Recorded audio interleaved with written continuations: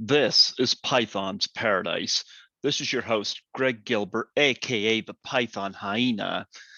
And folks, it is August 14th, 2021. It's Saturday night because me and my guest are night owls. It's like 2:30. Nope, wait a minute. It's almost 4 in the morning here. So I imagine where it is where my guest is, but yesterday was Friday the 13th, so I come prepared. Look at this. Here we go. Thought I'd wear this shirt. My guest has got a shirt. Oh, there you. Oh yeah, I'll have one of those to show off in a minute too. But folks, I have a major contributor to the horror, especially the independent horror industry here on the show. We call him the Bruins Guy. Folks, I give you Rob Mahoney. How do you do, Rob? Good. How you doing, Greg? Not too bad. Yeah, just doing my laundry, and I thought, you and I are both night owls. So I thought, how cool would it be if we just kind of, you know, I will share this though. You showed that little thing there. I got Oh, I like that. yeah, this was from Nancy McLaughlin. It's got her Oh, initials wow. in the back. Yeah. Yeah. She has a friend that makes these. Yeah. Yeah. Yeah. I have one of those masks that Jason Bradford was making. The bottom mask to cover your mouth and the nose. Yeah. Yeah. I got the final chapter one because Ted White was my favorite Jason. I got the a new beginning one. Okay. Yep. Oh. A new beginning. Yep. I actually have a Ted White signed hockey mask here too. Nice. Yeah. Actually, I have a Kane Hodder one signed hockey mask. And Adrian King was nice enough to sign it as well. So even though she never encountered the hockey mask. no. Well, here's my Ted White signed hawk. Oh, I like that one. Yeah. Ted White was my favorite actor to wear the hockey mask. I think he brought such an intensity to the role. In fact, I think Derek Mears did quite a lot of justice to that role, even in the reboot. Brought a lot of. Yeah. I wasn't a fan of the reboot, but I gotta say, Derek Mears, he did it justice. He was great in it. So I agree. Yep, absolutely. But before we talk about the indie horror scene, there's a reason you're wearing the Bruins jersey there and why they call you the Bruins Guy. But for those that watch this channel who don't know, give us the background why you're Rob Mahoney, the Bruins Guy. Okay, so I have to take you back to March of 2020 when the pandemic was starting to get like more full steam. Mm-hmm. I happened to be in Boston before all the mandates came down, before you have to wear a mask, and was at City Hall in Boston, and the mayor was talking about social distancing. And I this was the first time I ever heard this word. So, I was kind of curious. I got a little bit closer, and I just happened to be wearing this jacket, as you see. A lot of people think it's a sweater, but it's a jacket. Anyways, so the cameras went from watching him to going over this way instead of who's that guy standing behind the mayor.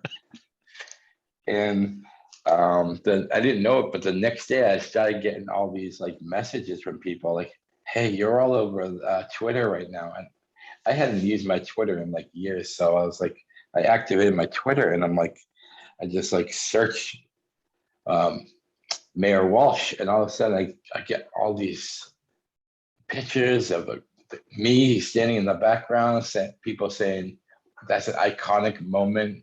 That's so Boston. So I found out the guy who actually started the whole tweet, and I messaged him and I said, by the way, that's me. And he goes, sure it is, prove it. So I put the jacket on and I sent him like a selfie. And he's like, he started spreading the word. All of a sudden, I'm getting requests. Can I be your friend? Can I be your friend? You want to be on my podcast? And I'm like, I went from 5 friends on Twitter to like 275 in like 12 hours. Yeah, I take it you're a big Boston Bruins fan, huh? Yes, and some of the tweets that were coming out were hilarious. And then I take you to a day later. I'm sitting in my living room, and we have a local news station called NECN, New England Cable Network. And all of a sudden, I hear a report of the Bruins guy on television. And I'm like, so I'm watching it, and they must have got the report before my name came up, because they just said, this guy is gonna be famous, iconic. He's gonna have memes about him. And I actually do have like 7 memes out there, with one of them being me sitting at the last table with Jesus. So yeah. So I was on the local podcast here, and they told me, and it shocked me. They said, you've been tweeted and retweeted 750,000 times. And I'm like, my mouth just dropped. I was like, they're like, are you still there? And I'm like, how do you register that? So That's fantastic. Has any of the Boston Bruin players ever said anything to you about it? Actually, I did get a tweet from a retired goalie who used to play with the Bruins named Andrew Raycroft. And he said that all he said to me was, that was so awesome. And then former Patriot quarterback Scott Zolak, who was a lifelong backup to like Drew Bledsoe, he has a radio talk show, and he's mentioned it a few times on his talk show. So it's pretty cool. It's like, it's something that I'm never gonna like live down, because everybody. Oh, I have my own clothing line. You can actually get a T-shirt with me behind the mayor, and I actually have one of those. Oh wow, I didn't know about that. Yeah. Yeah, I'll have to send after this Zoom call. I'll have to send it the picture to you. It's pretty iconic. There you go. There you go. Well, I know you through the indie horror scene, and I know we've had our names on projects together. I know one that comes to mind, of course, is Social Distance, which you're an executive producer on that, right? Correct. Yep. And I'm a co-producer on it. I had the director, Brian, on the show here back in March. I have a hard time pronouncing his last name, so Brian Luciano Bisaglia. You did better than I did with that, but nonetheless, I had him on here, and Vernon Wells is coming back on here.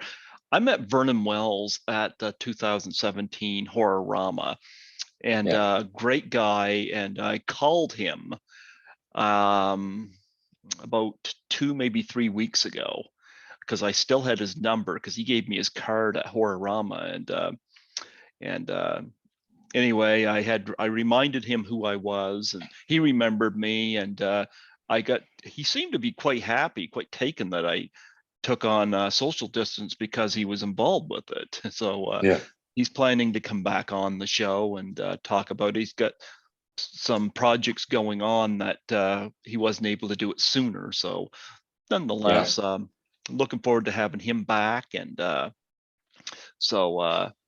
I'll be frank, as of yet, I have not seen Social Distance. I've not seen it. I know the night that it's streamed on here, I was at work. So I remember that. Yeah, but I know you're part of it. Vernon Wells is part of it. I've interviewed the director, and of course, Noelle Berger. I don't know if I've interviewed anybody else connected with it or not. Is Jimmy Presley connected with it? Yes, I believe Jimmy Presley is a associate producer on that. I could be wrong, but I believe it's associate. Isn't it funny? I've interviewed 5 people from this film, and I haven't seen it yet.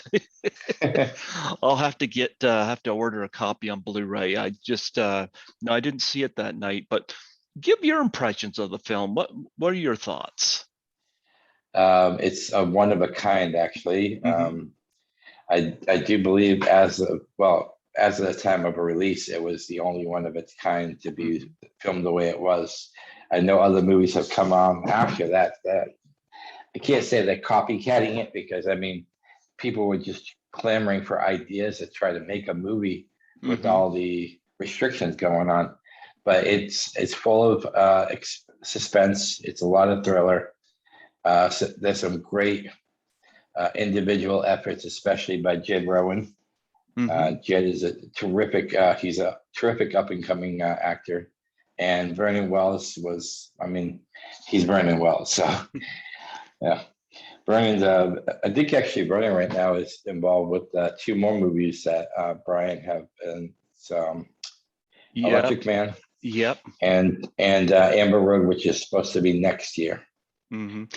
I was approached about Electric Man, and I was tempted, but I'm in a situation financially, like I've been hit hard this year because number one, had to get myself a CPAP machine because I went from moderate to extreme sleep apnea. Yeah, So I had money in my savings to cover that because I'm one of these guys, if I can avoid making payments every month, that's one less thing to deal with.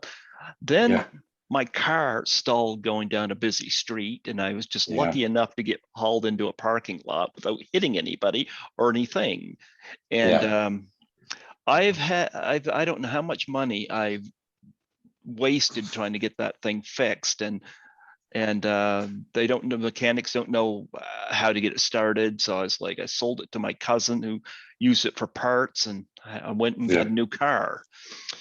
So I get a lot of people hitting me up, and what they need to realize, just because you support one project doesn't mean you're able to support them all financially. I I Yep. totally agree.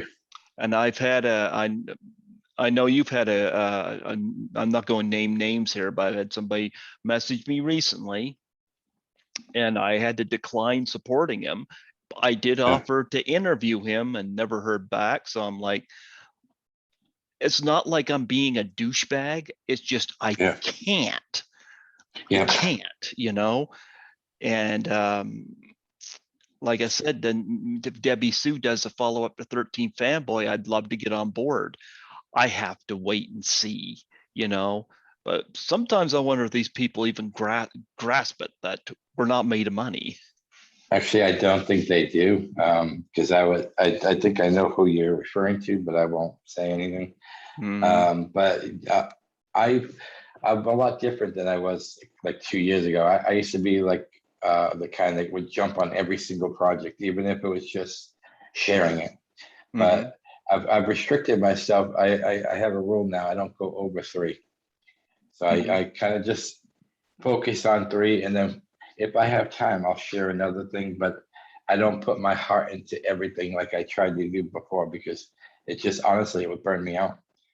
Yeah. And and I know what you mean when people are always reaching out. I get messages on my Gmail all the time because my email is on my IMDb. Mm-hmm. I'm like, hey, can you support this? Hey, can you support that? And all I just keep saying is, I'll share it on my me and Jimmy's group, the World of Indie Horror. And sometimes they're cool with that, and then other times like, oh well, you don't hear from them again. So Yeah. I So understand where they're coming from. yeah, well, I've done my share. I've cameoed in 9 James Balsamo movies. I'd like to do another one. He's approached me, but and he gets it, but right now I just can't.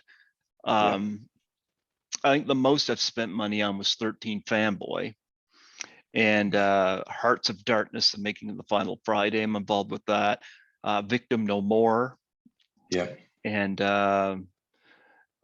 Social Good, Distance. good old Bobby Heckman, Bobby victim no more. Heckman. Yep, Bobby Heckman. Yeah, I've had him on for the second time um, back in May, I think. yeah, And I'm involved with Z Dead In. I think Z Dead In, that and Reunion from Hell. One of those was one or the other was the last one I chipped in on, and and now I just but the furthest I've been involved lately is I might buy a Blu-ray perk or something like that, But as far as being a producer or associate producer, I had to take a step back because I just can't. And sometimes that lands on deaf ears of people in this. I think you get it, and I think Jimmy Presley definitely gets it, But yeah. Yeah. As far as Z did, and I'm also involved in that. I'm an executive producer for that one too. Mm-hmm. And I feel that that's going to be a bigger movie than they originally expected when they started that out. Well, I had Robert Resto on the show back, I think it was March and February or March, and he talked about that, and I've interviewed a few people involved with that movie as well. So I got my name on that. But like I said, this year outside maybe buying a small inexpensive perk, I have not, because I just can't. And sometimes I get the feeling people don't appreciate that, but they've got to understand. They've got to understand. Yep. But some of my perks I don't even pay for anymore, because where my name is so out there now, as far as promoting, sometimes they'll say, hey, if you come on board, we'll give you this perk. All you have to do is just share.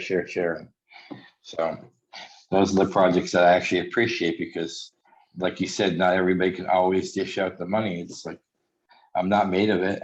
I'm just a regular guy who works at Subway. So, and I work as a cleaner. I was an essential worker. Did you work through the pandemic as well? Yes, I did. I didn't miss one day, and I have diabetes, so I was a very high risk working.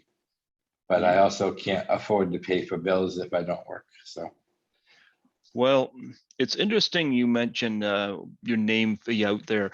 I was the first one to have Lynn Laurie on the podcast. I met her at the 2018 Horrorama, and we finally got an interview in this year.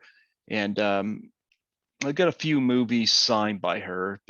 Shivers I associate her most with, but I know she had put a post on her Facebook page about a movie called The Witches in the Sand, and I clicked on it, and there's a lot of other people involved with that. I think Linnea Quigley, I think, is in that, Genevieve Rossi, and Deborah Lamb, and Barbara McNulty, and so many people. And I reached out to Tony Martin, the director, and I had him on.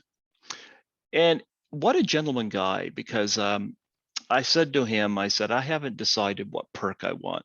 I said whether I want to get Blu-ray or get my picture in the film.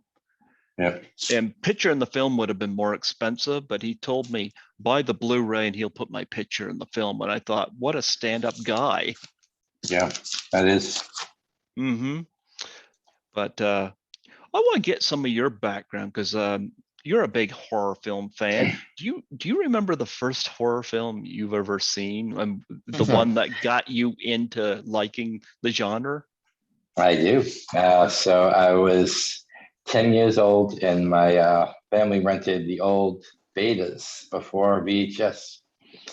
And anytime they rented anything that was too suggestive or not for kids, they would put this big giant blanket in between the living room and the hallway that led to our bedrooms. But that never stopped me. So I would poke little holes in it, and I would like sit there as quiet as possible. And I'd be watching it. And the movie that they had that night was Halloween, 1978.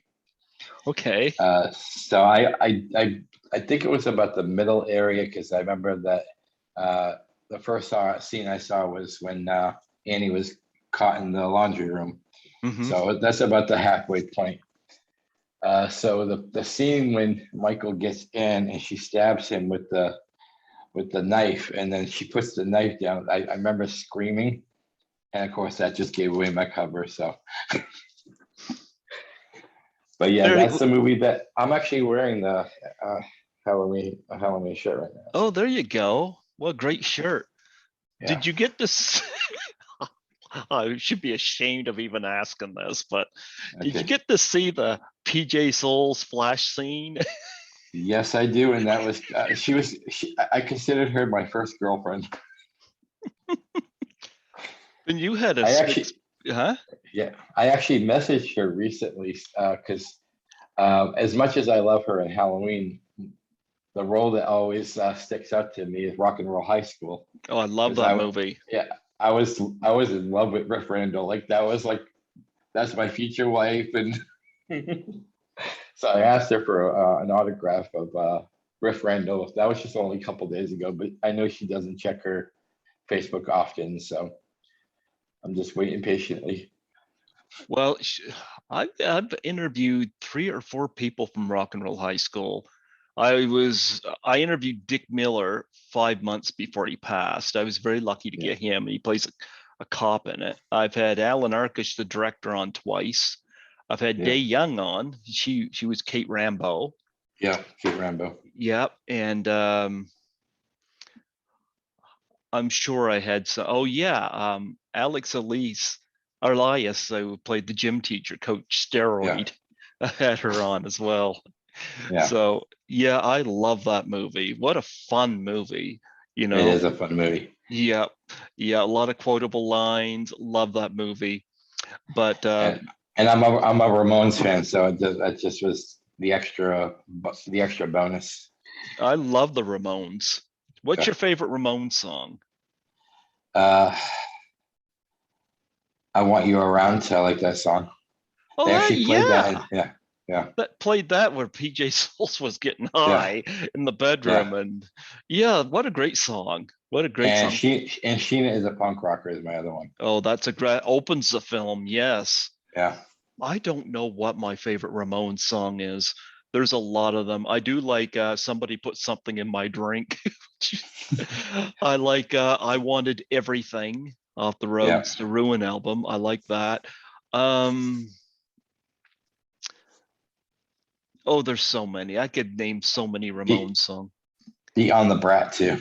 That's a Beat good on the one. Brat is a good one. Although I got to admit, I like PJ Souls' version of Rock and Roll High School better than the Ramones version because she See that? really, you kind of get the gist of the song the way Yeah, she sings it, you know? I agree. I always love that scene when the coach steps out and they start breaking out into rock and roll high school, and you could actually it felt like a musical at that moment. Yeah. I consider Rock and Roll High School a musical comedy, to be frank. Yeah, yeah, Yep, absolutely. But yeah, great film. Love the Ramones. I'm totally in agreement with you. But when you saw Halloween, of course, PJ Souls flashing, I guess you had a similar experience as I did because I remember as a young impressionable teenager, I wasn't allowed to watch horror movies, but I always got baited into them by my older brother and my cousins. And yeah. the movie of question was Friday the 13th Part 2. And there was like 3 killings that happened, but when Kirsten Baker goes naked into the lake, that's where my mom come in and turned the television off. So, to best of my knowledge, Kristen Baker was the first time I come to discover that women look different under the clothes than men do. Yep. Yep. Friday the 13th 2 was actually my first Friday the 13th I saw. Mm-hmm. And then I had to revisit because you see the flashbacks in the beginning and you see like Mrs. Voorhees, and then you see the dream sequence. I guess you call it a dream sequence at the end when Amy Steele's trying to like use her psychology on Jason. Mm-hmm. And then like I kept saying to myself, who the hell's this woman? so everybody's like, well, you have to watch part one. And I was like, okay. So I watched part one, and R.I.P. Betsy Palmer. Mm-hmm. Yeah, she passed away about a week after I had interviewed Adrienne King back in 2015.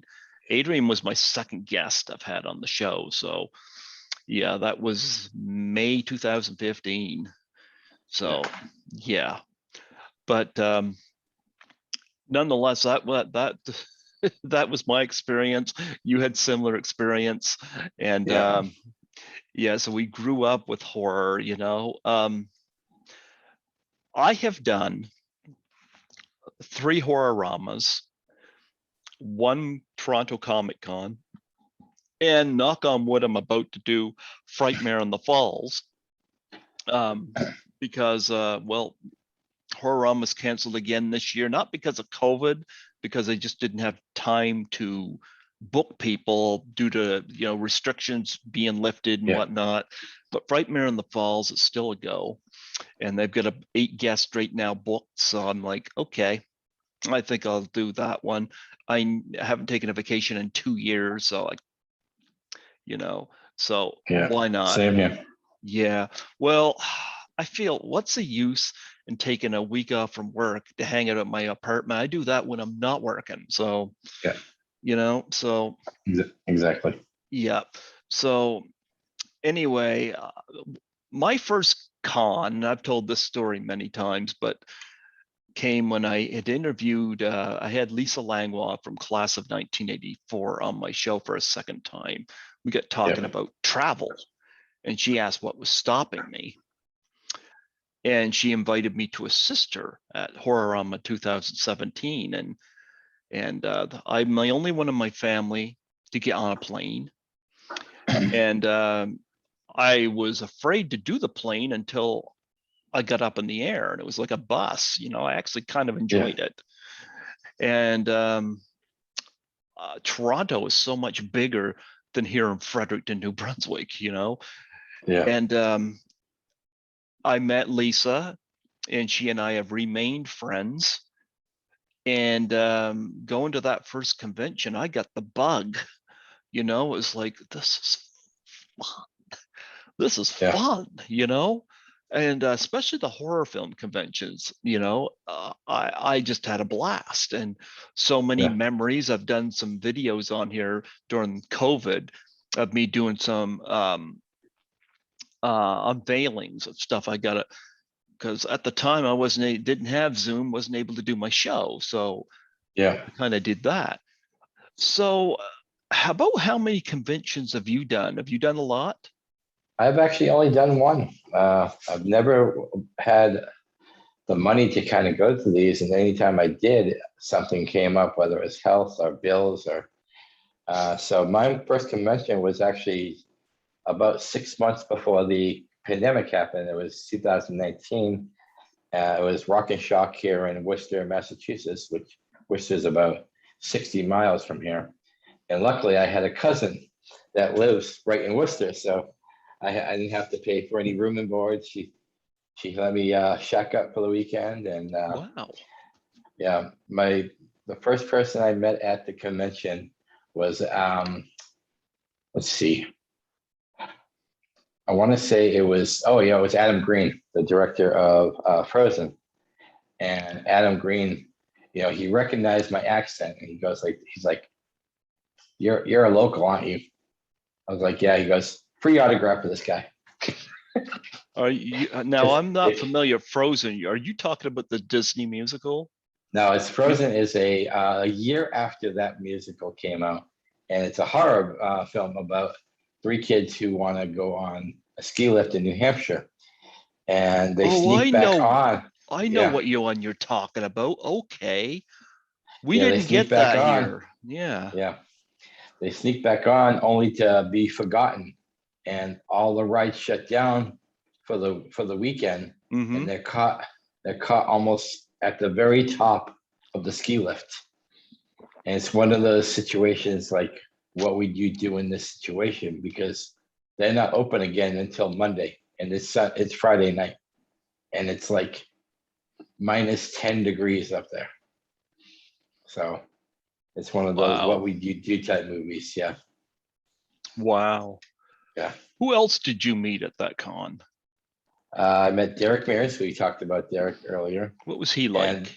the nicest guy you will ever want to meet. Mm-hmm. And I remember his line was moving so slow, and every like 5 minutes he would just stop talking to the person he was talking. He's like, "I'm sorry, folks, I'm not one of those.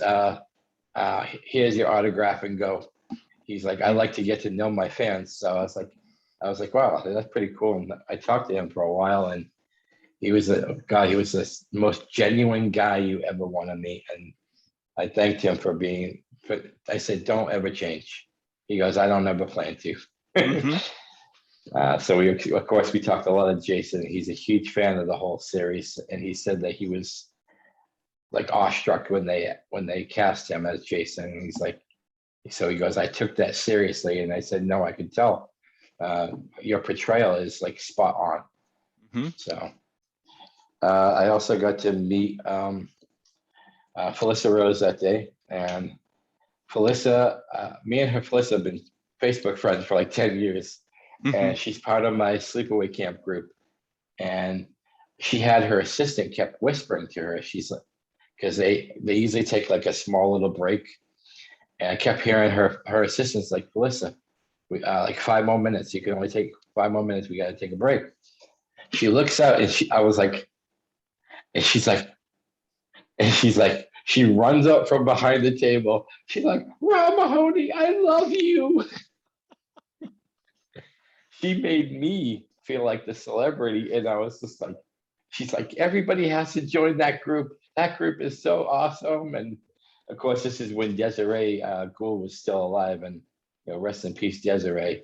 And we talked about Desiree a lot. And she's like, Desiree is like her was like kind of like a mother figure to her on the set. So yeah. I got to meet the co-star, also the one that played Meg. The name is escaping me. Mm-hmm. I wasn't ready for this, so but she was delight. She gave me a kiss on the cheek, and I said, "You have to do the line for me." And she does the name is Meg, M-E-G. Who else did I meet? Kane Hodder.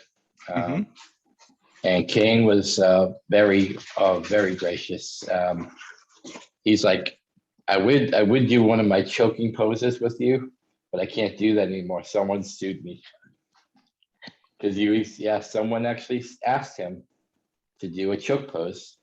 And I guess he said that the person complained he squeezed too hard, and they sued him. So he can't do that anymore. But I'll have to send you a picture that we took. He's like, give me a mean looking face. I was like, okay, why? He goes, just do it. Humor me. So I look at him with the meanest face I can give him. And he looks at me with a facial expression like, I'm going to kill you really bad right now. And I was so petrified. Oh, wow. My crowning moment, though, was meeting Bruce Campbell. That one cost me a lot of money, but and I didn't get to really talk to him because Bruce had a line of about 500 people. Oh, wow. Yeah. So it was kind of like, come in the tent, say hi to me, take a picture with me. I have a picture with him, and leave. That was, but he's like, he looks at me, he goes, I was like, hi, Bruce. He goes, he looks at me up and down and goes, just stand there and look cool.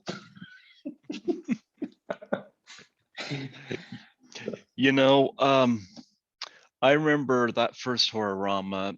I spent a lot of time with Lisa at her table and taking pictures of her with fans and stuff, but they had a lot of cool guests there. John Russo was there.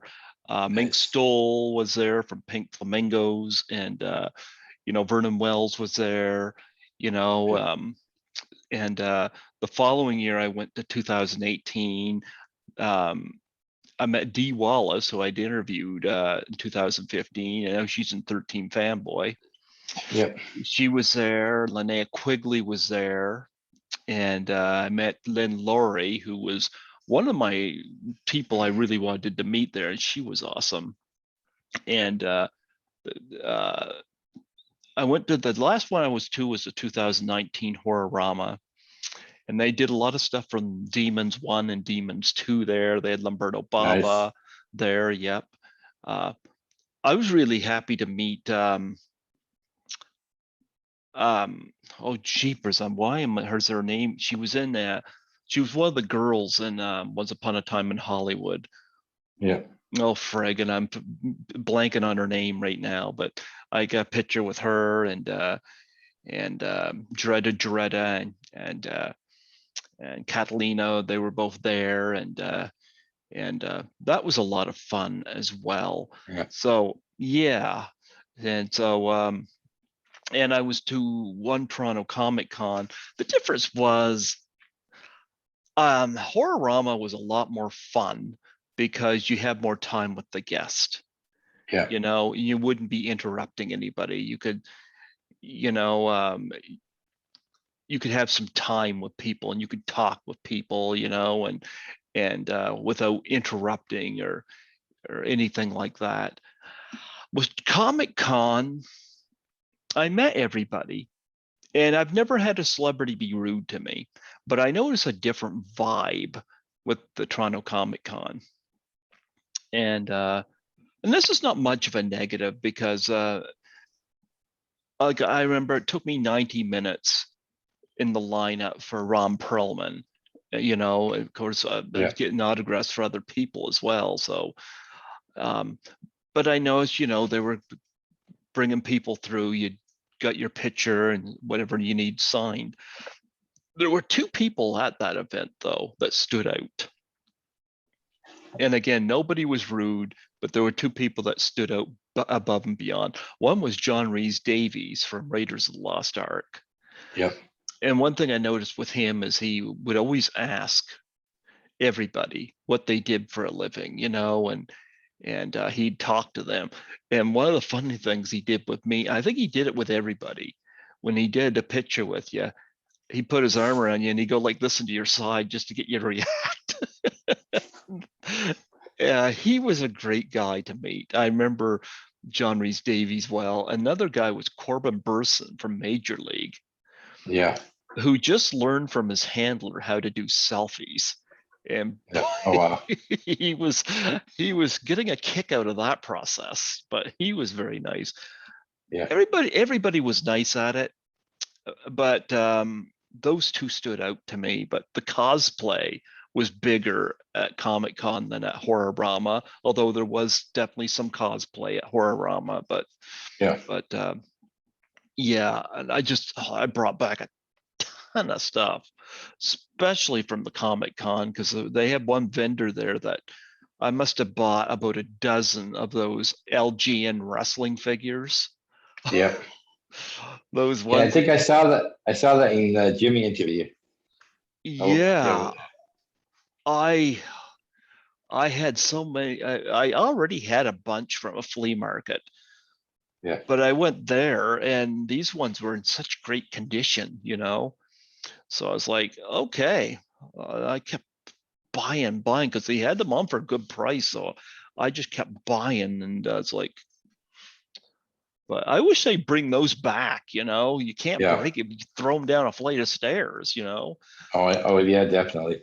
I wish they would bring those back. But anyway, but One nonetheless, more, huh? one more guest that I really enjoyed talking to was Bill Moseley. And Oh, I told Bill Moseley, I was like, you were the first person ever to scare the shit out of me when I Chop Top, when I saw Texas Chainsaw 2 and that like his EXIT. He actually did that for me. And we got a picture together, and he had just finished the filming of Free from Hell. mm-hmm. So we started talking about Sid Haig, and he actually got really emotional because it was just recently Sid had just passed. So we both like did this like the kiss to the sky, Mm-hmm. and he goes, I appreciate that, man. He goes, Sid's probably laughing his ass off at us right now, though. I heard Sid was a nice guy. Yeah. Yeah. Yeah. No, we need to talk about some of the projects that you've been involved with. I remember when I first got wind of you, you were doing promoting projects with Noelle Berger and Jimmy Yeah. Presley. I know Noelle from I've had her on here before, and she of course was involved in a few projects, especially with 13th Fanboy. I think is where I but she'd be on a lot of the Hearts of Darkness live streams with Adam Marcus, and her name Yeah. came up a lot. I had a feeling that her garage was just full of Hearts of Darkness memorabilia because she was buying everything. I remember that. And Jimmy Presley, of course, is an author as well. Yeah. And I had him on here. So I finally got you on here. And of course, between the two of us, it's like the yay hours, nice and quiet, and quiet. We're night owls. Exactly. I love being a night owl. You know what's fun, especially in the wintertime? If I get done a back shift, I get my coffee, or actually in my case, tea, and I drive home. And while everybody else is rushing to get their morning coffee, I'm going to slip under the covers. There's just something about it that's just peaceful for me. I don't know what it is. It never bothers me to sleep during the day. I just find nights are just nice and peaceful, even to work in. When you're a cleaner like I am, you don't. I hate cleaning when there's people in buildings because there's just a total disregard. Yep. I found what you're doing. I found it funny. Tonight I was in a building and there was a note on the toilet that said, "Please clean." And I've been cleaning it. It didn't look that bad to me.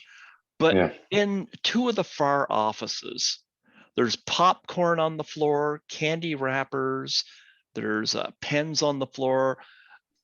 And I wanted to leave a note for them to stop living like savages, I didn't do that, but it's like that toilet was nowhere near, even before I cleaned it, was nowhere near as bad as their offices were. So I'm like, I just felt like a total abuse from these idiots because they don't know how to use a trash can. Yep. So I'm glad they weren't in there when I was in there. Nice. Well, I don't want to spoil it for you, but Noelle was very excellent in social distance.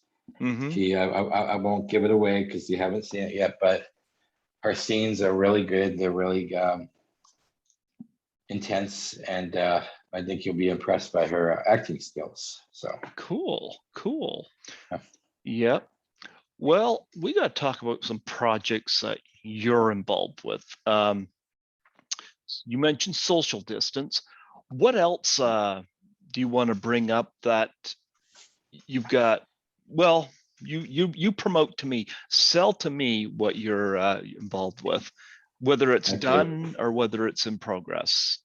Well, like I said, I usually keep myself to 3, sometimes 4 tops, but the 3 that I'm working on right now, as far as promoting, is Valentine's Bluff, Roland Keller and Chuck Ryan. It's a fan film of My Bloody Valentine. My Bloody Valentine, and I think that one, it's got a lot of backing. So I know they've been trying to reach out to some name actors right now to see if they want to jump on board. They did have the original Minor at one point, but I guess something happened just yesterday that he can't be part of the project. So have they reached out? Have they reached out to Alan Udy? Because I've interviewed her from the film. I am not sure who they reached out. I'm more of a promoter on that one. I don't have a lot of say as far as what's being done. My job is to promote. Like whatever they're sharing for the day. Jimmy's on that one too. So me and Jimmy kind of like tag team that one. And I think that one's going to be, I told them, I was like, it's about time someone did a My Bloody Valentine fan film too. Because of course, everybody wants to do the Jason train. And I'm not saying that's bad. There's a lot of great fan films of Jason out there, but it was good to see something fresh and something different. So that's why I got involved, because I'm a big fan of the original movie. And I'm actually a fan of the reboot too. Reboot was better than I thought it was going to be frank. I'm surprised. Yeah. The other project is the Sawyer Massacre with Steve Merlo. And anybody who knows me knows I'm a huge Chainsaw fan. So This is supposed to be a prequel to before the events of the original movie, talking about actually the family, and they're going to be using the names like the Sawyer name, and Grandpa is actually going to have a speaking line in this one. They go have John Dugan in it. Yep, John Dugan has agreed to be in it. So yeah, Steve has reached out to me. I just, again, it's one of those things where I just can't. I've interviewed 4 people from the original Texas Chainsaw Massacre, so I'm well versed with that. Yeah, my favorite meeting was I met Ed Neal at that same convention. So yeah, it was cool to see the hitchhiker in person. I've had Terry McMinn on a couple times. She's the meat hook victim. She's lovely. Yeah. I've had John Dugan on, and I've had I've had Alan Zanger on. I've had him on, and and why am I blanking? Oh yeah, the truck driver, Ed Gwynn. I've had him on. Ed Gwynn. Yeah. Yep, I've had him on. So the sequels, I haven't had anybody on from them. I'm not against having anybody on, but I really like that first one, so but I have a quick funny John Dugan story, actually. So John Dugan was at that Rock and Shock, and they had a Texas Chainsaw panel.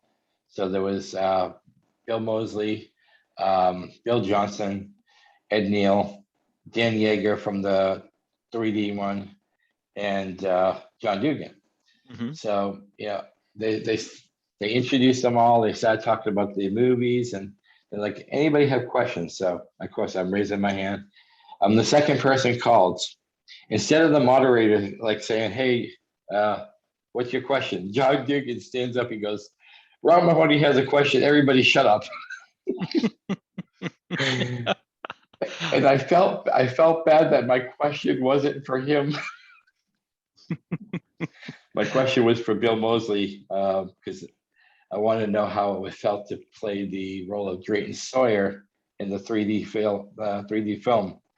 And he had the greatest answer. He just said that he didn't want any ham and egg just taking on that role. He said, I told him I would do it for free if I had to, because he said that the name is escaping me, the one that played Drayton, the cook, his name is escaping me, but he said that he taught me a lot about this industry, and he goes, I wanted to try to pay homage to him as best as I could. So what's your third project that you're involved in right now?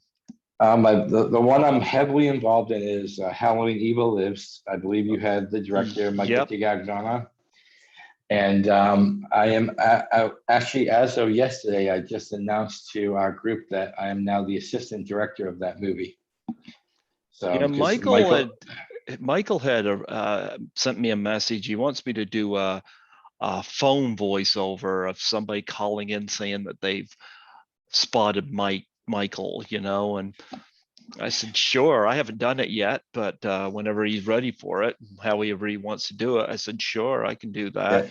Yeah, he mentioned that to me, that he reached out to you. And so I'm also not only the assistant director, I'm the assistant producer, and I'm also having my first acting gig. I'm going to be actually in the movie. I'm playing a small role. His name is Vince Storm. And all I can tell you about him, because we don't want to give away too much, is he's a news reporter back in the H2O era before Loomis dies. And supposedly Loomis overhears the news report, and that's what you're going to see. But I know he's adding more to my role, so I don't know about that yet. I just know I'm going to be playing an intricate part of it's going to be a real sentimental scene around Dr. Loomis. So, yeah. Well, what projects have wrapped that you're involved? I know Social Distance is one. I know the Demented just wrapped. All I had on that one was a special thanks That one has Ari Lehman, Bret the Hitman Hart. We're me and you were there with Bret Hart. So Yeah, yeah. I got this Blu-ray in the mail. I like the director now. I got this because I didn't even realize it was Felissa Rose's signature on it. And Yeah. I just ordered the Blu-ray. I hate to say this, but I was very disappointed in the film. I haven't watched it yet, so And again, nothing against the director. Um, when you see it, you could probably see where I'm coming from. But okay. I got this, and I got a face mask with it, But I'll leave the judgment to you on this. But I think the director, Nigel Hartwell, is a good guy, and I wish him well. This one did not gel with me, but I was happy to give him a little bit, and but Yeah. nonetheless, are you getting a Blu-ray from it? No, I got a T-shirt, and he actually sent me a face mask. I got a face mask, although we're face mask free here in Fredericton, so I never did get to wear it. So I've worn it a couple of times at work, because at work we still have to wear it. I work for a corporation, so all the mom and pop shops have got rid of the mandates, but the big corporate places like Subway, they don't want to piss off customers. So no, yeah. I love Subway, got to admit. Do you have a favorite sub sandwich? Actually, I do, but it's boring. I'm a ham and cheese guy, so I love ham and cheese. And they just updated. Nothing wrong with that. Come on. They updated our ham recently. It's a much better ham, so I'm happy with that. Mm-hmm. And sometimes I'll do like the wraps, and because I'm trying not to eat too much bread anymore. So I kind of, even though wrap is a bread, but it's healthier than the big long sub, like 12-inch sub sandwiches. Okay. Well, I know one thing. I've watched your YouTube channel, the Bruins Guy, and one thing I've noticed, and I think I can definitely relate to this. You spoke a lot about the toxicity of some of the horror community. You know what? I find social media in general is like when I do go on Facebook, I will share interviews I did for anniversaries, and stuff like that. I try to stay out of politics. I try to stay out of all that stuff. I left 2 wrestling pages because you can't have an opinion. And I'm sorry, I agree. my opinion of Shawn Michaels and Triple H has not changed. As far as I'm concerned, Triple H slept his way to the top. I don't care what people say. And Shawn Michaels, God bless him if he's changed, but his career is still scarred by the Montreal screw job and what he did to get ahead. But what pisses me off about Shawn Michaels is what he did to our Canadian flag. I remember that. I remember you talking about this. Spat on it, rubbed it on his crotch, stuck it, blew his nose on it. Had Bret Hart done that to the American flag, do you think he'd been let off with it? I don't think so. No. But Bret Hart knew better. But that whole angle, though, especially when Bret Hart joined the faction of Hart Foundation, how they were so loved by all the Canadian fans, and anywhere else they went, they were hated. That was a brilliant angle, though. Yeah. To be loved, to single out their country as heroes, and then just go to even a couple miles over the border and just automatically be hated. It was brilliant, that whole angle. I don't know, but if Vince McMahon had any brains at all, he would have handled that situation differently. If you knew Bret was going to leave, plan it out ahead of time to have him drop the belt. I agree. But The documentary is a great example of what's it called? Oh, behind the ropes or Beyond the Mat. something. Yeah, beyond the mat. Oh yeah, it was Beyond the Mat. Oh, there was Wrestling with what was it? Wrestling with Shadows, the Bret Hart Wrestling with Shadows. Yeah. That's it. And he talks about how they actually did have a plan originally, and he was going to drop the belt after the pay-per-view. He was going to come to the ring and drop the belt there, but Vince got too paranoid that he wouldn't show up for that event and take the belt with him, and so they came up with this. Yeah. Well, they plan these things, a lot of these in advance.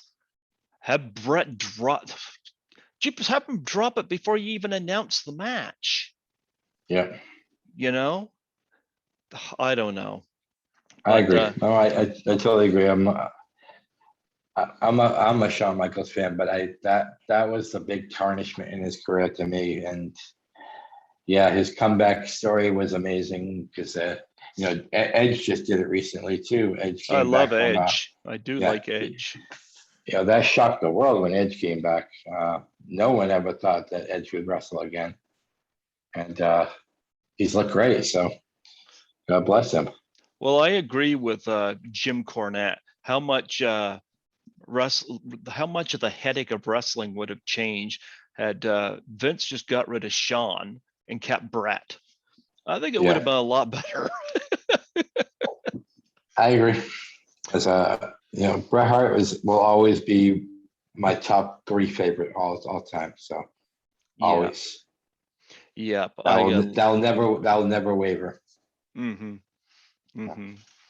But yeah, so I left a couple of the groups, and I'll tell you one of the dumbest things that happened on this group is some people that do not seem to understand that what they're seeing in wrestling isn't totally what they're seeing.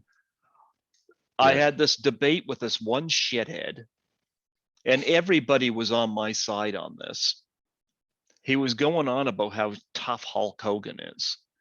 And I said, well, in an actual real fight with Harley Race, Hulk Hogan would get his ass handed to him.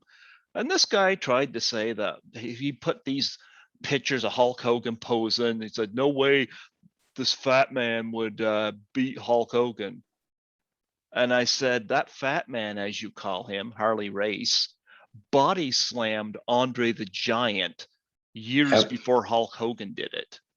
Yeah, and actually, if you want to go a little further on that, Andre helped that slam.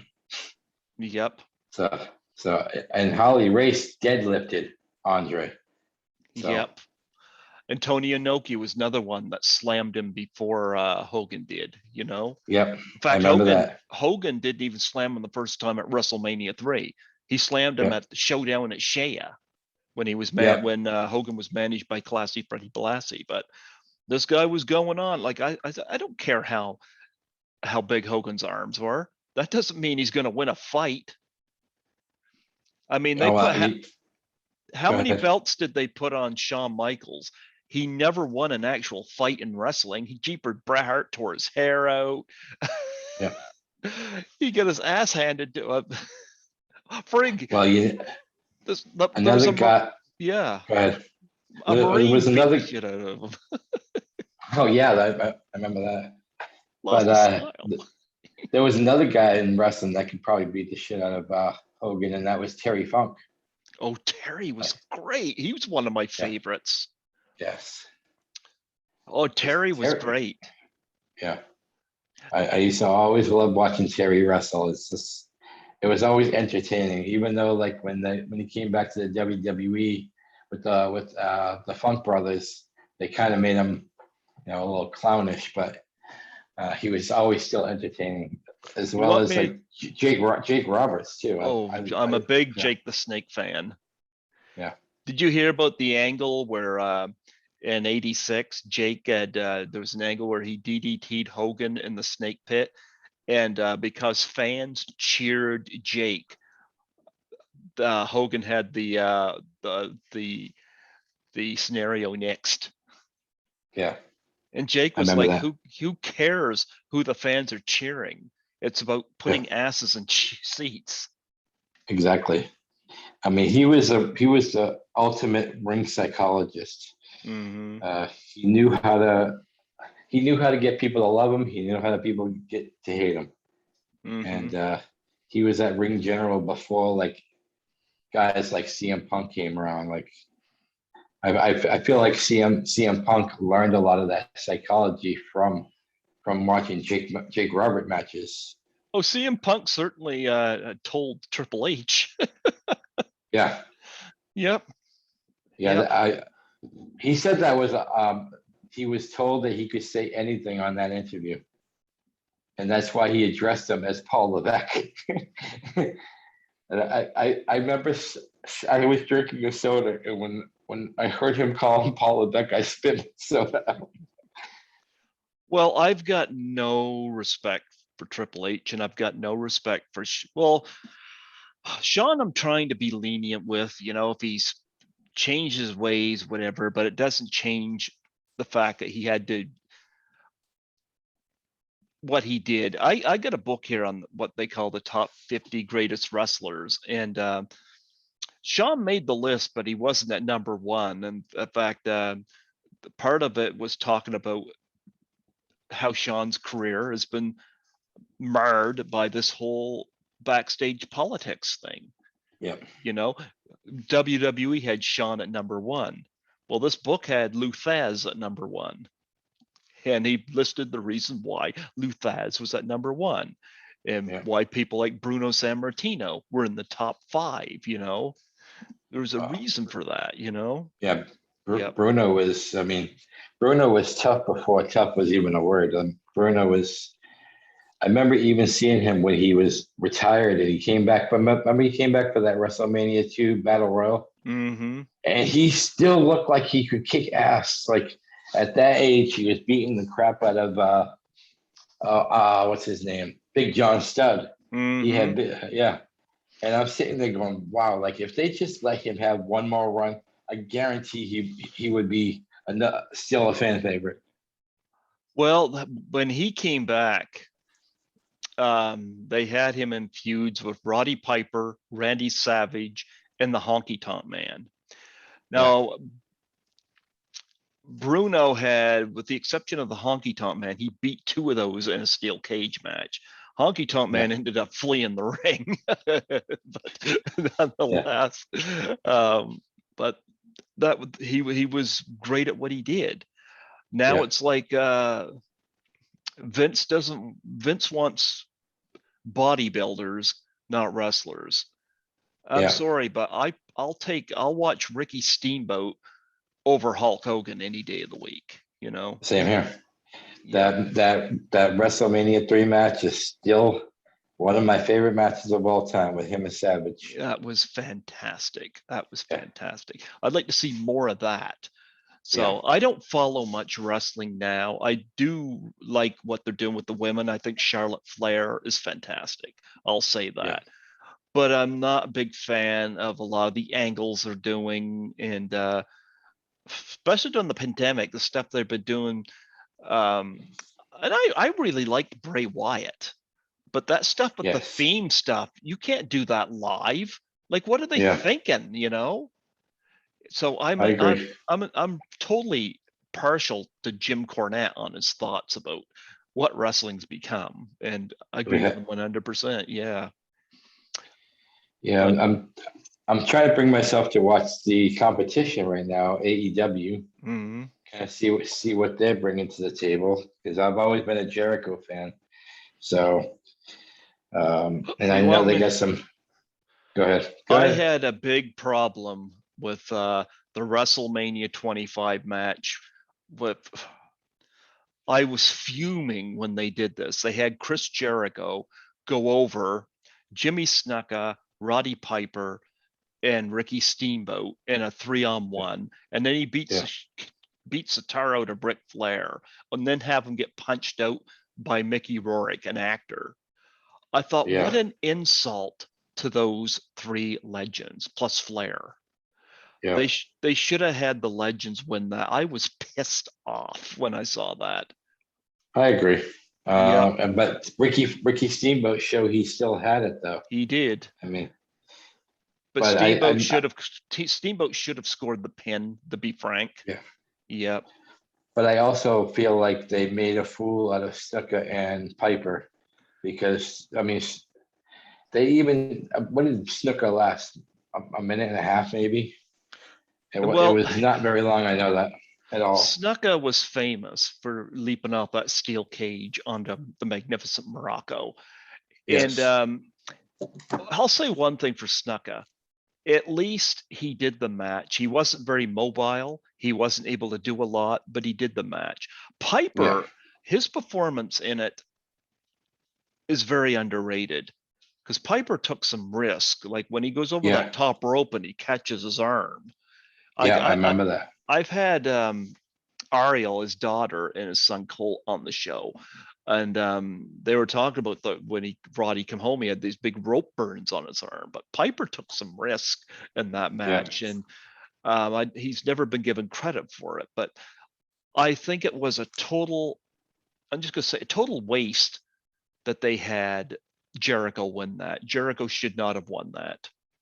He I should agree. not have won that. And another one too.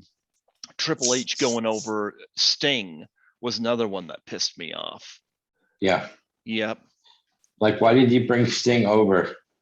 Just to basically mock him? I mean, Because of WCW. But here's what I'd say to Triple H. I'd like to stick him in the ring with one of our military. See how long he lasts against somebody who can. yeah. The military guy wouldn't have to do steroids to take him out. Yep. So he can mock all he wants to. As far as I'm concerned, he's nothing more than a big pussy in real Yeah. life. Sure, he could I probably agree. beat me up, but who am I, you know?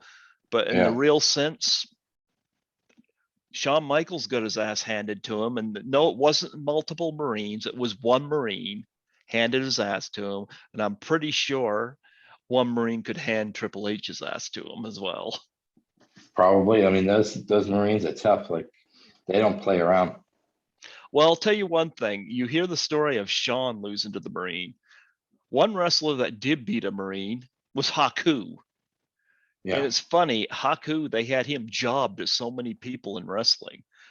But it's amazing he could probably beat most of them up. Yeah. I think he just appeared for Total Impact Wrestling recently. Yeah.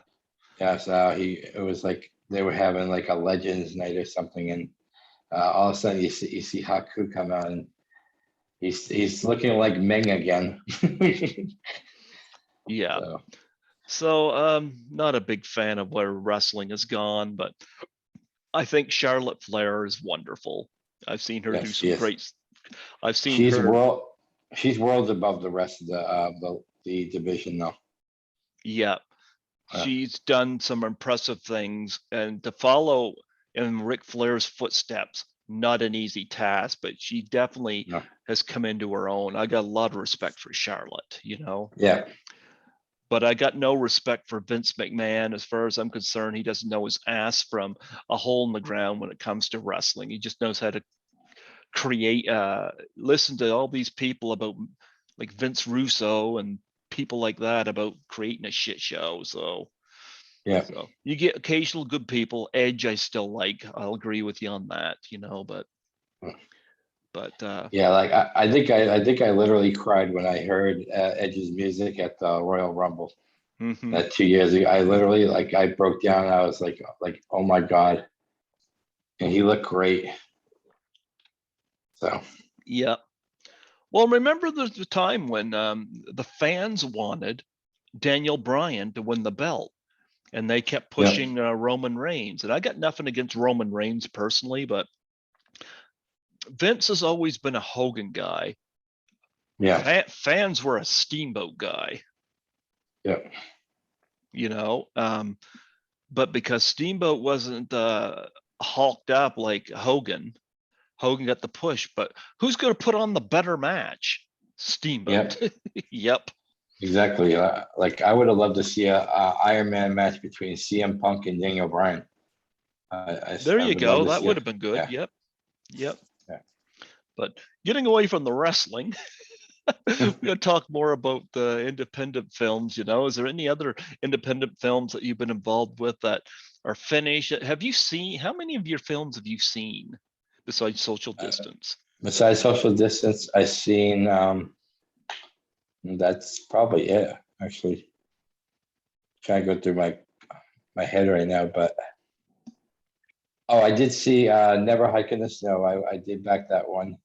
Oh yeah, I'm at the Yeah, end and credits. A special thanks on that. Yeah. yeah, and man, that was, even though it was a lot shorter than I thought it was going to be.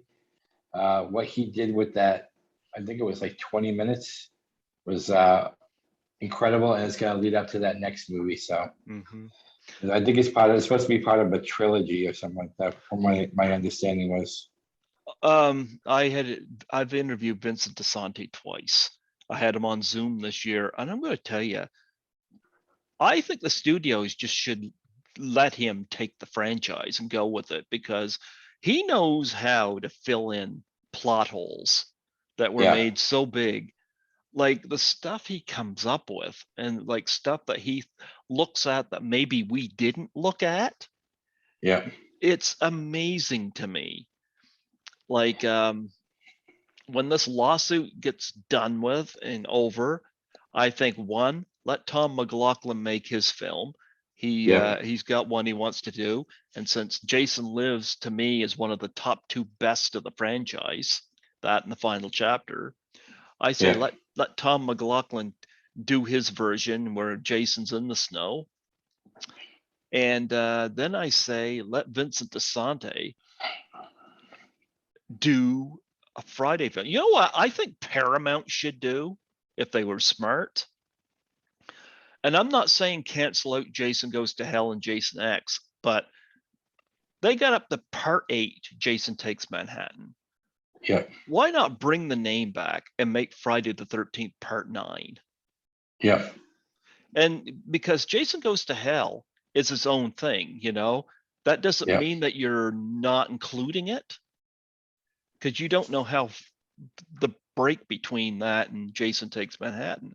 But if I were yeah, Paramount, I would take it, make part 9. Look, if they're making Fast and Furious 9, then having the number in the title ain't gonna friggin' hurt anything, no, not at Nope. all.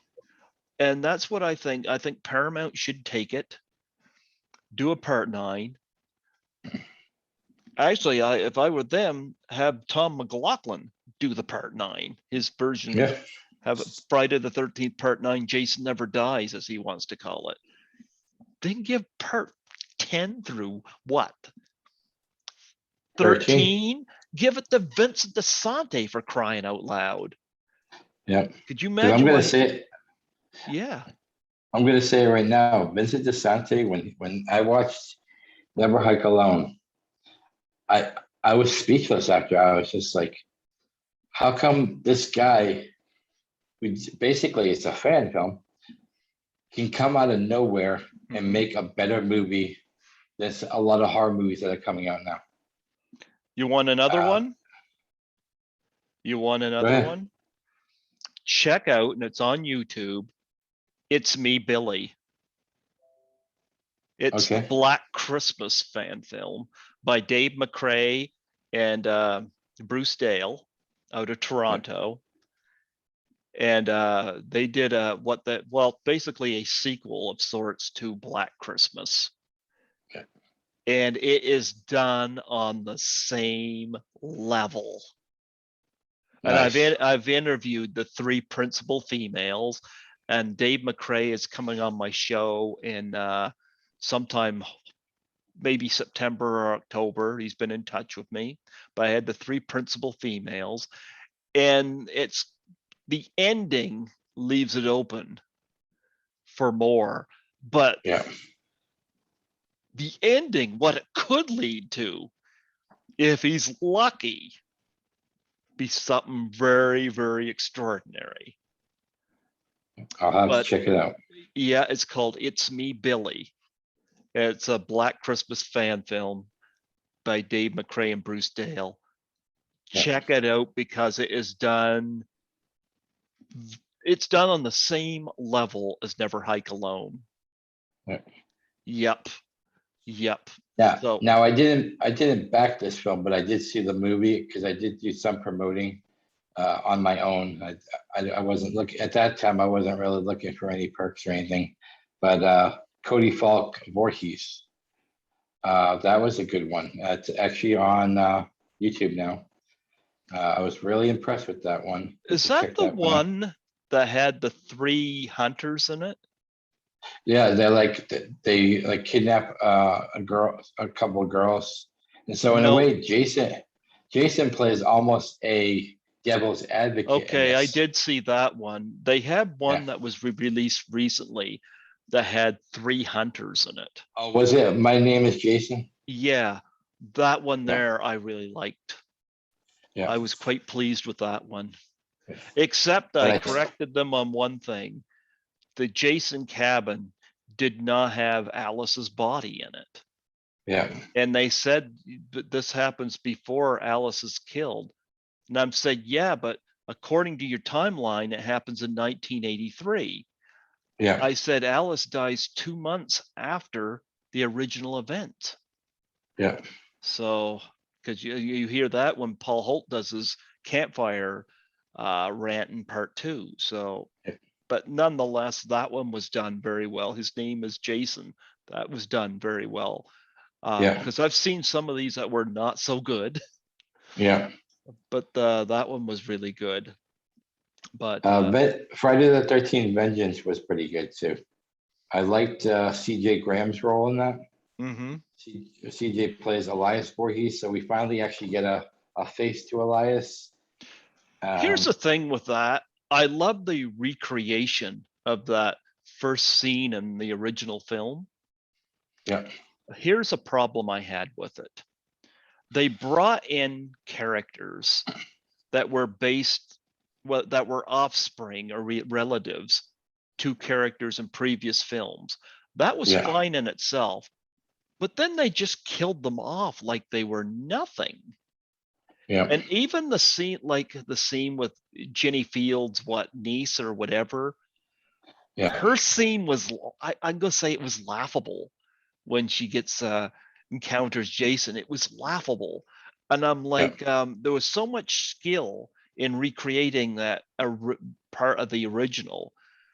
And it's like they just kind of they introduced these characters just mainly to become victims. And it's like, if you're going to introduce them, use them. Could you imagine if they did a Friday the 13th movie and they brought in like Amy Steele and she just comes back and she gets offed and like nothing? You would be disappointed. You want them to have reason for being there. And I was disappointed. That's what they did for Adrienne King, though. They brought her back in part 2 and just to have her killed like easily. Like I was disappointed in how easily she got killed. I'm not disappointed she got killed. I'm wishing she'd made it past the first scene. Yeah, we can blame that friggin' stalker on that one. True. Yeah. I remember that. Yep. I actually got a signed screenplay of the original from Adrienne King. Nice. Yeah, she was selling a bunch of these on her website. Let me see.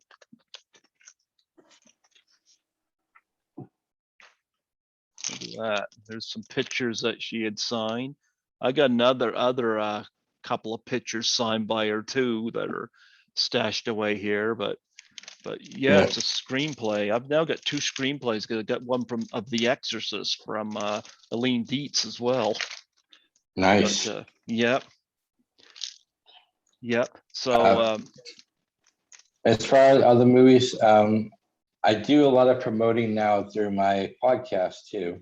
Mm-hmm. So like I'll invite people who are in the indie scene, not always people that I'm working with, just people who are want to be part of the show.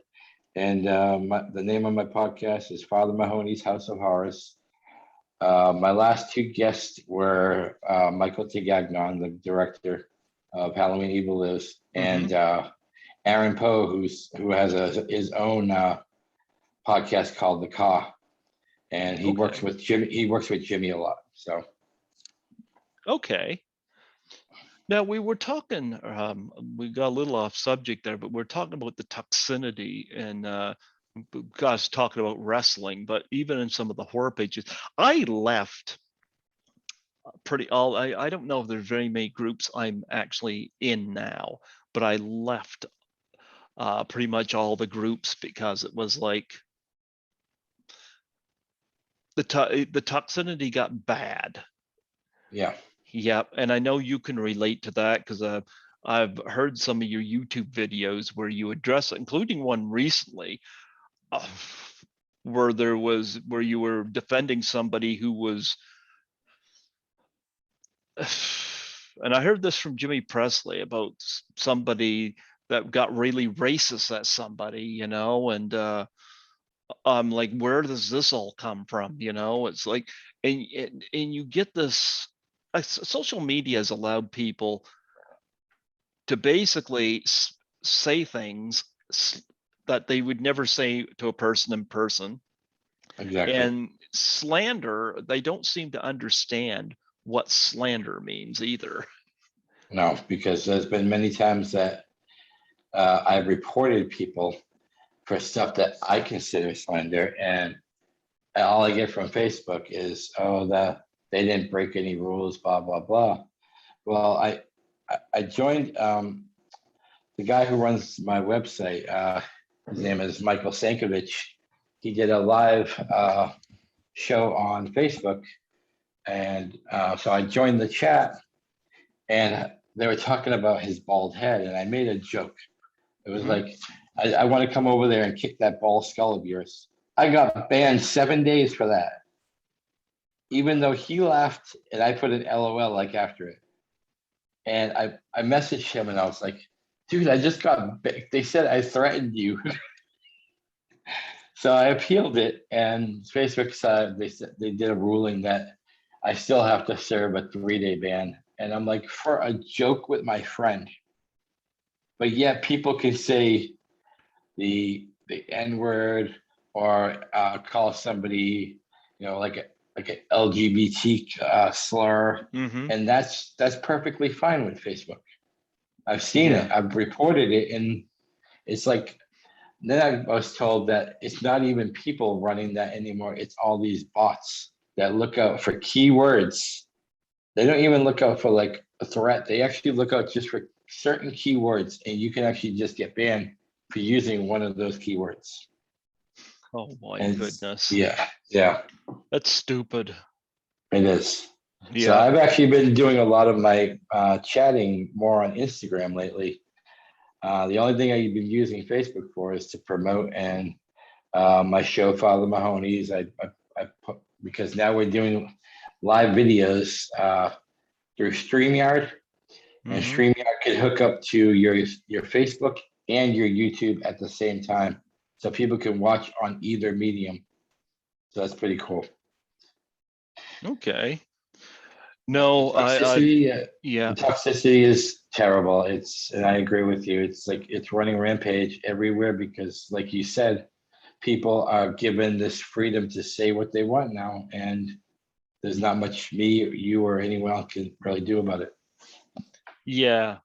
So yeah, I don't comment or make any comments on a lot of that stuff because I prefer to avoid confrontation if I can do so. But sometimes you just can't have a difference of opinion, and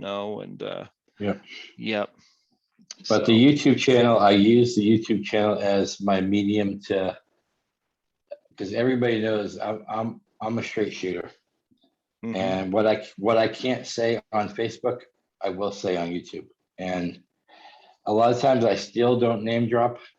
But I'll put little subtle hints of who I'm talking to, and everybody seems to know who it is. So the recent one, and again, we won't mention names, but I noticed that a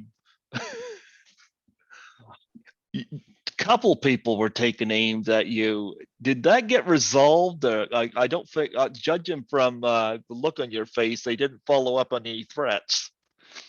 no, a lot of people kept. There was a few people that messaged me. Mm-hmm. Where do you get your information? Blah blah blah. And I was like, I have screenshots. Oh, we need to see those screenshots. And I was like, no, you don't. You know, but the people that you work with will see those screenshots too, because I want them to know what kind of person they are. So, Yep. and I think that's why that they've kind of backed off a little bit, because I haven't heard a peep. I haven't heard anybody messaging me saying, "Oh, why did you say this about X and O?" And I call them Milli Vanilli, but Actually, that was a good analogy. yeah. A real good comparison. Yep. Yeah, I was told about this by Jimmy Presley, and that was when I reached out to you, because I get, like I said, I get a lot of people reaching out to me, but I don't know who's like Jimmy and yourself. You know a lot of the ins and outs and who is toxic, who's genuine, and again, I'm not here to judge anybody. But I've also seen a lot of these indie projects that were where people lost money and or our perks weren't dealt with. And I'm not saying this person was like this. I have no idea, but I've heard of examples like that, and I try to refrain from getting involved in any of those kind of projects. Well, I'm gonna drop one name, not person name, a movie name, because I know that they basically packed their shit up and ran. That I don't think they're even around Facebook anymore, unless they're under assumed name. But there was one movie that Jimmy knows well about. It was called Once Upon a Nightmare. That Okay. they promised the biggest cast ever. They had Kane Hodder, they had Felissa Rose, they had Doug Bradley from Hellraiser. Mm-hmm. And so, of course, as a horror fan, people are jumping on this, like, oh, we want to be involved in this. Well, somehow it got out that the person's name was not even real. And it was another person that tried to scam years ago that went under an assumed name. And when they realized they were caught, they blocked the Indiegogo to try to block refunds, because people were, you know how you have that little window to get your refund back? Mm-hmm. Well, they put a lock on it. So people were like crazy, because some people were putting $300, $400, $500 out, and they're trying to get their money back. And from the last I heard was about 2 months ago, the refunds were, I guess, a bunch of people complained to Indiegogo themselves and told what was going on, and Indiegogo investigated and realized that, you know, he tried to block the funds. Basically told him he either release the funds or, like, you know, they're getting authorities involved. So, but there was another project out there more recently that I found out from several sources that the movie was already fully funded for. Mm-hmm. But they still started an Indiegogo promising people the most luxurious perks. You get to be the star of the movie. You get to act with X and O and ZYB. Once again, I'm not throwing names out there, but the perks were just insane, because I'm thinking to myself, okay, say I'm stupid enough to buy the perk to say I'm going to be the lead actor. Mm-hmm. How do they know I don't have any acting ability? So I buy the perk, I show up on set, and what if I'm the worst actor ever? So I kept saying to myself, this way too many red flags here.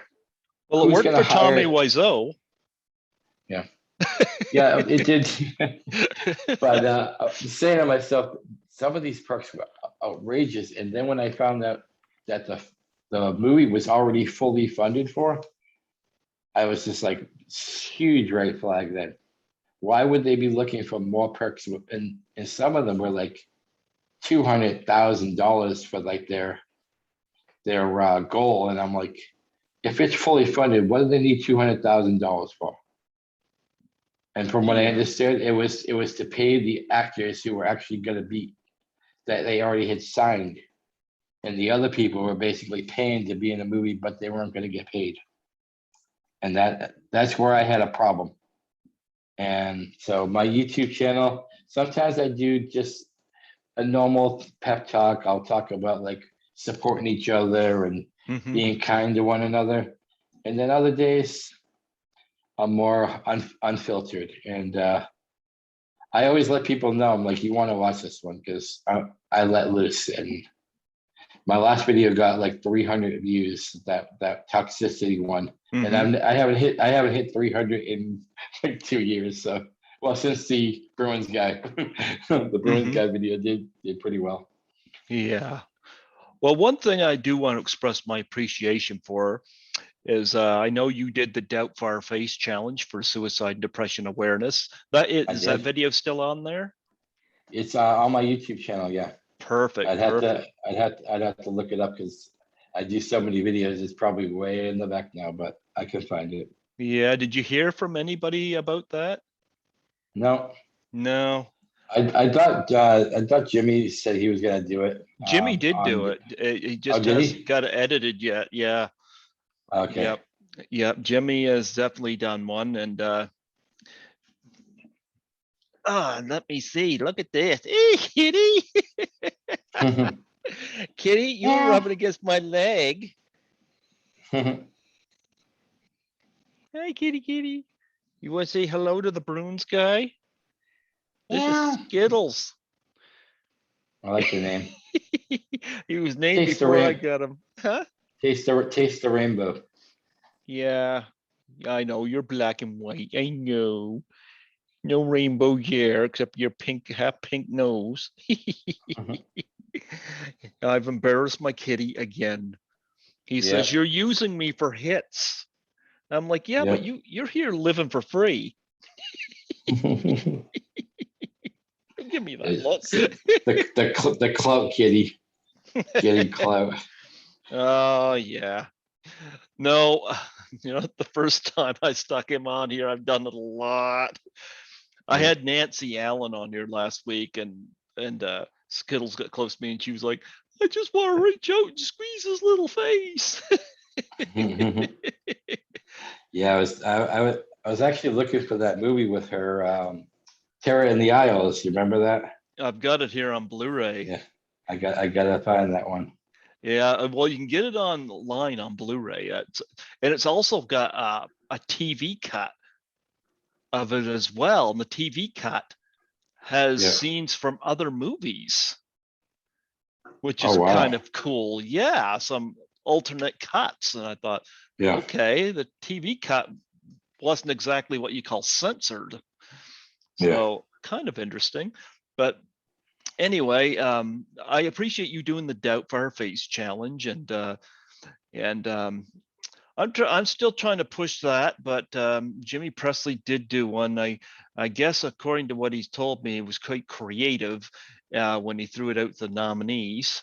So, but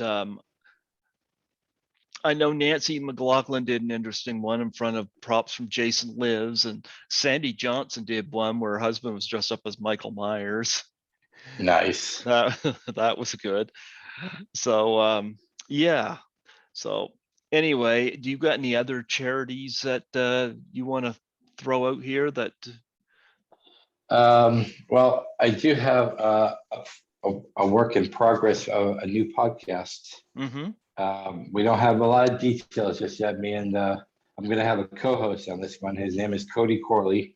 Okay. And he does a talk show called, well, not a talk show, a podcast called Tales from the Crypts. And he's handicapped, and he he does a talk show that's basically like almost like handicap friendly. Like, he kind of pokes fun at himself a little bit, but we're gonna do. All I know right now is it's gonna be a hybrid show. So like Okay. 1 week we might talk about horror movies. The next week we're both wrestling fans, like me and you are. So the week after might be about wrestling. The week after it might be something that happened, like a new movie trailer or so. So each week is going to be a little bit different, and we're not supposed to start our first show until roughly the third week of September. So we still Okay. have some time to polish, like how the show is going to go, and like the name of the show. We still don't even have a name for it. We've thrown out around a couple names, but nothing's really clicked yet. So, but as soon as I know more about that, I'll let you know about that too. Okay. I keep myself busy between YouTube, promoting my work, my YouTube channel, my podcast, and now a second podcast coming. I keep myself pretty busy. Yeah. Well, we got the jump on the pandemic here in New Brunswick. I've actually been going back to the movie theater since July 2020. Have you gone to the movie theaters any in recent months? Yeah, the day before we had our mandate lifted, I went to go see Saw, the book of Saw with Chris Rock, and I was actually pleasantly surprised. I'm not a huge fan of the series, but it was like I just had to go to a movie, and that was like one of the major ones that was playing. I was actually pleasantly surprised. I think it might, if I had to put it in the series, I would probably put it as my third favorite, behind the original and Saw 2. 1 and 2 are always my favorites, but this ranked right up there with like 2. It was just behind 2. It was really good.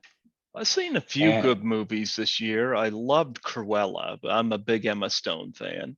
yeah, The new Suicide Squad is really good. In fact, it's what the other one should have been. This one's a hard R rating and it's got blood and gore in it. I heard. Yeah, it's actually real. It surprised me. Um, and I saw Free Guy tonight, and that was um, before I come back to the apartment. And Free Guy was actually really fun. So My those are. other one, I just saw Conjuring 3. I And actually didn't mind it. A lot of people no, hated it. no, I put it my second favorite. The first one will always be my favorite. Yeah. 2 was good, but my problem with 2 was I think it was overdrawn a little bit. And so this one actually kept my attention more than 2 did. So I would probably put in the top 3. I would put it at second. And of course, everybody's waiting for that Halloween Kills to come out. I'm waiting for that and 13 Fanboy. They're the Fanboy. two. Yeah. Yeah. Yeah. And if we don't get 13 Fanboy here, which I have a feeling we won't, I'm going to be at Frightmare in the Falls in Toronto for October 29th and 30th, and I'll be there for a week. Hopefully, Toronto, someplace, will have 13 Fanboy playing. I'm hoping. Yeah. I would love to see it on the big screen if I could. I don't know which convention it was, but I remember before Deborah Voorhees announced the trailer was actually seen at one of the conventions like 2 or 3 weeks before she actually mentioned online that there's a trailer now. So I had Raleigh C. Morris on my show, who's the editor of the film, and my picture's in a scene with Tracy Savage, and he told me, yeah, it's definitely in there. He said it's covered in blood, but it's definitely there. But he told me that he thinks my picture is in the trailer as well, and I'm like, really? Oh wow. Okay. Yeah, you have to watch that in slow motion. Well, it's still only the teasers online right now, and they don't have I don't know when Debbie Sue's going to put the actual trailer up, but I'm going to reach out and try to have her on before the end of the year, and it'll be her 5th time on here when I do have her. Yeah, but well, that teaser is that trailer is gonna be epic, and I believe that she said the release date will be the 22nd of October. I think that's Yeah. what she said. I'm kind of So- glad it's in October, because originally they wanted it in October 2020, and of course that didn't happen. And then it went to the 13th of August, but I'm kind of glad it's in October, Yeah. Well, I know you have is it co-producer that for the Yeah. My co-producer credit, I got it. So I got one of the ones where my credits go be at the beginning of the film and at the end of the film. Nice. And I'm only getting a special thanks on that one because I did a little bit of promoting in the beginning, and then I remember at one point I messaged Jimmy and I said I'm totally burnt out right now because this is when I was doing like 10, 11, 12 sometimes, and I couldn't remember who was who, and so I messaged Jimmy. I said, dude, I gotta take a break because I'm like, and then by the time that I came back on, they had already added a whole bunch of more promoters to 13 Fanboys. So I kind of felt like it was already in safe hands, especially when Jimmy was, you remember Jimmy was pounding the hell out of that movie. And yeah, well, that's the most money I spent to be part of a movie was 13 Fanboy. And I probably won't go that much again. I forget how much it was. When I got co-producer, I believe at the time it was in the 3 digits. It wasn't yeah, it's not in the 3 digits anymore. I think they go up as it keeps going, yeah, So I caught it early, but more got added on when I got co-producer at the beginning of the film because yeah, I took issue with how the film industry here in New Brunswick leaves much to be desired. We've got some talent here, don't get me wrong, yeah, but I just gave the Friday the 13th franchise a New Brunswick connection, and it almost like some of the people in the film community here, I'm not going to mention names, but kind of looked at it like it was nothing. And yeah, I know there's one person high up there in that community. I asked if we could play it at the local film festival, and he asked if I was starring in it, and I'm like, I'm not an actor, but yeah. so I'm kind of like, you're passing on it because I'm not like, seriously, you don't want me to star in 13 Fanboy because I'd make Tommy Wiseau look like Laurence Olivier. Yeah. But I felt bad about that. But I mean, we got some good people in the film community here, but that kind of rubbed me the wrong way. So I'm kind of hoping Toronto gets it when I'm in there for Frightmare at the Falls that week, and maybe I can catch it there, and love to see it on the big screen. Yeah. I need, before I forget, I need to throw a shout out to Jimmy Presley because he hates when I do this, by the way. Mm-hmm. He hates when I make him to be the GOAT, and he is the GOAT. So I told him that I promised him I wouldn't do it, but I'm going to do it anyways. Mm-hmm. And today we actually had the release of our first mini tease for Michael's follow-up film, Friday the 13th Requiem. Uh-huh. And Mr. Jimmy Presley is the feature in that trailer.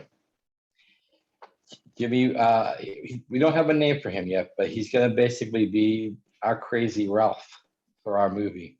Oh, that's good casting.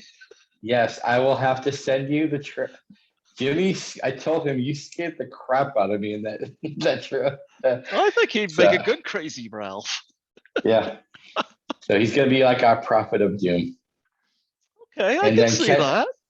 And then Ken Slate, who was in Friday the 13th Vengeance, mm-hmm. he's going to be donning the mask for our trailer. I don't know if he's going to be our main Jason, but he's donning the mask for our trailer. So well, there you go. I just wanted to plug it because he always says, "No, Rob, you're the GOAT," and I'm like, "Jimmy, you're the GOAT." Like, I don't care what you say. So we have this argument on who's the GOAT. So Well, So Rob, I had to do it to him. Sorry, Jimmy, you're the goat. well, Rob, we do know that you champion a lot of projects, and I know that you also work a full-time job as well, and you've had other issues going on in your life, and you get a full plate, and plus you worked through the pandemic, Yeah. like I did. So we appreciate what you're doing in the horror film community, and people are lucky to have somebody such as yourself champion their work and get it out there, and put Thank their you. name on it. So and yeah, we're both involved with social distance. You've seen it, I've yet to see it, but you're on as executive producer on that, and Yeah. Brian spoke very highly of you. Your name was brought up in that interview, so Yeah. yeah. So Yeah, I remember I came across a post just recently. You know how you get your updates from like 1 year ago, 2 years ago? oh yeah. Yeah, I came across this one that he tagged me, and he's like some. I'm gonna paraphrase here. Like Rob has been going ballistic on promoting and bringing people in, and because I remember I reached out to you a few times, Hmm. and at first you was like, and then like you did jump on, and that movie is getting now some theater play a lot now. I gotta So get a hold it's of the Blu-ray. I got to, because so I could have it whenever I have Vernon Wells on. yeah, Jimmy just got it himself too. So Absolutely, yeah, absolutely. Do you have anything else you want to plug on here before I let you go? just want to tell people, people are still recovering from that damn pandemic. We're still trying to feed our families and everything. I just want everybody to remember one thing: stick by each other, and we'll get through this together. Now, do you want to drop a pin, see if your sister wakes up and comes in there and gets violent on you? Uh, I don't have a pin, but I'll drop the bottle. Yeah, you better not. I just did. Yeah, I know when you message me, it's like I have to be quiet because my sister's sleeping in the other room, and Yeah. yeah, Yes. She yeah. must But have been really tired because she didn't hear not one thing. well, you know what? You're the person she goes to for Subway, so she has to be good to you. Yeah. Subway, eat fresh. Eat fresh, eat fresh. Well, folks, we have Rob Mahoney, the Bruins guy. Show us that Bruins shirt one more time. I He, gotta zip it up again. there you go. There we go. Look at that. The And Bruins then of course, guy. Where did you get that again? I actually got that on Amazon. Amazon. Oh, cool. Yeah, That's great. yeah. When I met Kane Hodder, he Hmm. had the same exact one on. Oh, fantastic. Yeah, Fantastic. I'll show you that picture. Yeah, you'll have to send it to me. Well, you know what, Rob, it was wonderful having you come on here today. It's been a long time coming, Yeah, but we finally get it work. I know I was supposed to have you on, well, it's like with almost 6 in with the Brian, morning. right? Huh? Well, I was supposed to be on with Brian at one point. That day you had Brian, but Yeah. I had a lot, like my vision. As you see, I still wear the glasses, but Hmm. that's only for short distance. My long vision is actually 20/20 now. Hmm. So Well, I'm glad things are improving, and but I'm really glad that you're championing the horror film community, and you're trying to keep a positive vibe, even despite the toxicity that sometimes can spread in there, and you got good people like Jimmy Presley in there as well, and yeah, yeah, and I know he works very hard to promote stuff as well. So yeah, people are lucky to have people like yourself back in their yeah. projects. So we appreciate you, Rob, and Thank you. I'm pretty sure the Bruins appreciate you too. Oh yeah. Well, there's a funny backstory to that. There was about 6 months ago. Uh-huh. Someone sent me it was like a 2 minute clip of the radio show in Boston, Hmm. and they had Mayor Walsh, and the host asked him, he's like, the last time we had you on here was when that whole Bruins guy thing happened. He goes, and they asked him about it. He said, I didn't even know anything was going on until the next day when everyone in his like staff was asking, was that like a prop to build up the Bruins or? And so like he actually found out. He goes, yeah, I listened to his podcast, and I was like, whoa. He listened to a podcast I was on at a local podcast, and he's like, they seemed very uninterested in what I was really talking about. You stole the spotlight on, Yeah. and it just happened to be something you just happened to be at. Yeah, You and know, now he actually works in Washington with the president now. I can't wait to show up and photobomb that with your Bruins outfit. Well, they asked me this. This is when I was when Trump was still in office. They asked me like, do you think that you would ever show up at someone else's press conference, and who would it be? I was like, definitely Trump. I said, I don't know if I'll get out alive, but I'll still be remembered for photobombing Donald Trump. So there you go. On that note. Well, it was wonderful having you on today, and I hope you have a lot of fun with your live stream with Michael today. I have a hard time with his last name. You've been really good with these names. I screw them up. Tigagnon. See, you get better than me. We actually had it already. That was last night. Oh, was it? How'd it go? We talked for about an hour and a half, and we went, since it was Friday the 13th, we actually did a Friday the 13th live stream, and we talked about every single movie. Oh, so, fantastic! Is it online anywhere? It's on the Halloween Evil list, but I can get it, and it should be on. It might be on YouTube by now, but perfect. If not, yeah, I can send it. Oh, perfect. I'll have to check it out. Yeah, absolutely. Well, Rob, I am going to let you get some day sleep, and I'm going to get some day sleep. Yeah. Yeah. What's it? 6 o'clock there? Yeah. Actually, my clock is off. It's actually 5:21 here right now. Okay, 4:21 here. There you go. You're an hour behind me. Yeah, we're night owls, you know. We're up when the vampires and the werewolves are out, you know. We're alert. That's why they don't come after us, because we're alert. Exactly. Your sister, I mean, they're going to get her because she's asleep. Yeah. You have to be alert so your sister don't get bit by the vampire. She don't stand a chance. Nope. Good thing you're up. Welcome to Fright Night. I love that movie. It's my favorite vampire film. That and Lost Boys. Yes, Lost Boys is really good too, but vampires won't appear on photos, but that's okay, because if the Bruins guy is in the photo, who cares? Exactly. they'll be looking at the Bruins guy. Yep. Well, Rob, thank you so much for coming on here today or tonight. Morning. It was wonderful chatting with you, and it's been an honor. Likewise. It's been great. Absolutely. And I'll put you on my list for next year. I'm sure you'll have more projects, and we could do a part 2 to this. And quick before you end, I'm working on my own project.